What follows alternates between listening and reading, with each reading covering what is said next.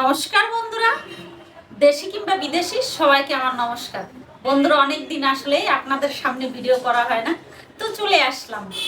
কোথায় যাচ্ছেন? কোথাও যাবেন না এই গরমে। আমি আপনাদের মুখরোচক খাবার নিয়ে হাজির হয়েছি। সেটা হচ্ছে দুধ পটল। এতে আসলে তেমন কিছু লাগে না বন্ধুরা। এই দেখুন, এখানে নিয়েছি আধা কেজি পটল। পটলগুলো বেশ বড়। আর এখানে নিয়েছি মাত্র 3টে কাঁচামরিচ। এখানে দেশি গরুর দুধটা আমি ভালো করে জাল দিয়ে নিয়েছি। শর্টটা নিয়েছি। এখানে এখানে আছে কাজু, আর এই যে কয়েকটা চিনেবাদাম, যেটাকে আমরা বলি। এই দেখুন, অল্প কয়েকটা, তবে কাজু বেশি। আর এখানে আছে গরুর দুধ, এটা জাল দিয়ে ঘন করা। কাজুটা আর চিনেবাদাম, আর সাথে শর্টটা দিয়ে পেস্ট করে নেব সুন্দর করে। সাথে দিব দুটো কাঁচামরিচ। বন্ধুরা, আমি পটলগুলোকে কেটে নেব। এটা আমি বটি দিয়ে কাটবো, আসলে ভালো হবে তাহলে।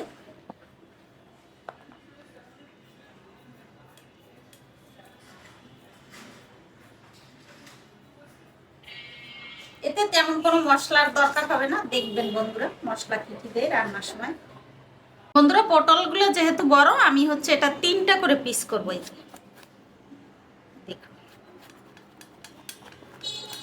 এভাবে কেটে নেবেন সুন্দর করে।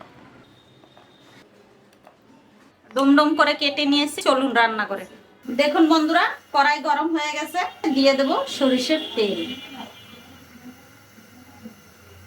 পটলগুলা দিয়ে দেব।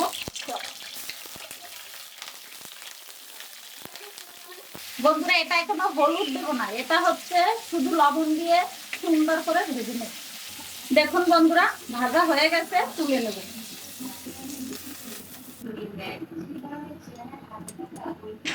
বন্ধুরা, এই কড়াই দিয়ে দেবো তেল। নিরামিষে একটু তেল বেশি লাগবে, আসলে কিছু করার নাই। তেল গরম হয়ে গেছে, দিয়ে দেবো একটা শুকনো মরিচ ফোড়নে, আর দুটো এলাচ, সামান্য জিরে।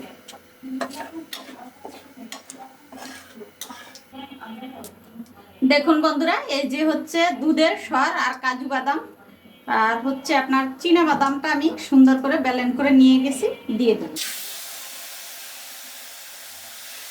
দিয়ে দেবো হাফ চামচ ধনে গুঁড়ো। এর মধ্যে আমি হলুদ দেবো না, তো একটু কালার আনার জন্য বন্ধুরা দিয়ে দেবো 1 চামচ পরিমাণ কাশ্মীরি মরিচ গুঁড়ো। আমি কিন্তু প্রচন্ড ঝাল খাই আসলে। মশলা কষানো হয়ে গেছে, দিয়ে দেবো পটলগুলো।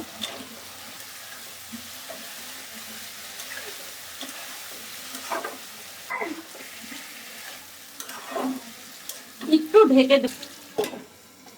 বন্ধুরা, এই দেখুন কষানো হয়ে গেছে। আমি একবারই ঢেকে দিয়েছি। চুলাটাকে অফ করে এটাকে ঠান্ডা করে দুধ দিতে হবে, না হয় দুধটা কেটে যাবে, ভালো হবে না রান্নাটা। এই দেখুন, চুলাটাকে আমি সম্পূর্ণ অফ করে দিয়েছি।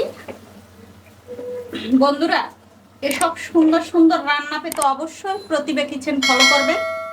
মোটামুটি ঠান্ডা হয়ে গেছে, আমি এখন এই অবস্থায় দুধটা দিয়ে দেবো। দুধটা দিয়ে অনবরত নাড়তে হবে। আজকে কোনো জল দিব না রান্না টাইমে। এই দেখুন, ভালো করে মিশিয়ে চুলাটা জ্বালিয়ে দেব।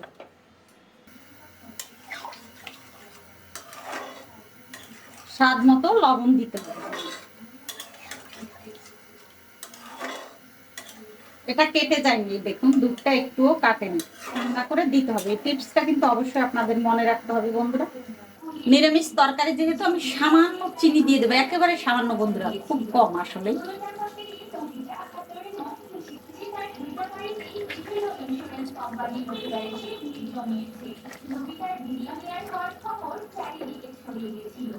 দেখুন বন্ধুরা, হয়ে এসেছে। আমি সামান্য জিরা আর গরম মশলার গুঁড়ি দিয়ে নামিয়ে ফেলবো। সামান্য, কিন্তু এই দেখুন একেবারে সামান্য করবো। আর একটা কাঁচামরিচ ফালি। দেখুন তো বন্ধুরা, কালার খানা কেমন হয়েছে। আর দুধ কিন্তু একটু কেটে যায়নি। এই দেখুন, একেবারে যেমন দুধ তেমন। এটা এই টিপস গুলো অবশ্যই মানবেন। ঢেকে রান্না করবেন না। আর ঠান্ডা হওয়ার পরে দুধটা দিতে হবে। ঝোলটা কেমন হয়েছে বন্ধুরা একটু দেখুন, একেবারেই অসাধারণ আসলে। এটা যদি কোনো অনুষ্ঠান বাড়ি হয় বন্ধুরা, সেই আর কিছু লাগে না।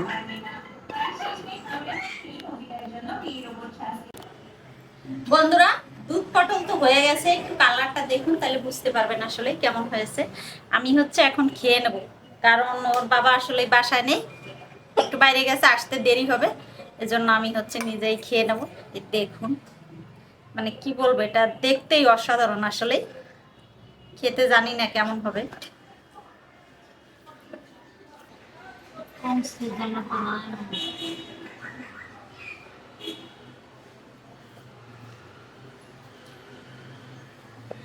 পটলটা কি সুন্দর ধুয়েছে দেখুন। বন্ধুরা নিরামিষ হচ্ছে আমার প্রিয় খাবার, আমি রান্না করি প্রায়ই, হয়তো আপনাদের দেখানো হয় না ব্যস্ততার কারণে। এটা যদি হয় সত্যি, যারা নিরামিষ ভুজি আছেন মানে পছন্দ করেন ভেজ, তাদের অন্য কিছু লাগবে না, আমি সেটা কথা দিতে পারি আপনাদের। অবশ্যই বন্ধুরা এভাবে রান্না করে খাবেন, আর এটা কিন্তু গরমের জন্য সবচেয়ে উপযুক্ত খাবার। অবশ্যই সবাই এই গরমে পর্যাপ্ত পানি পান করবেন, জলীয় খাবার খাবেন, এবং সবাই সুস্থ থাকবেন, ভালো থাকবেন, নিজের প্রতি যত্নশীল হবেন বন্ধুরা।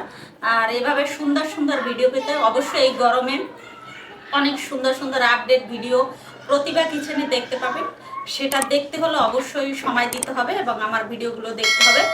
ইউটিউব চ্যানেলে ঢুকে অবশ্যই সাবস্ক্রাইব করবেন এবং ফেসবুক পেজে ফলো দিয়ে আমাদের পাশে থাকবেন। নমস্কার।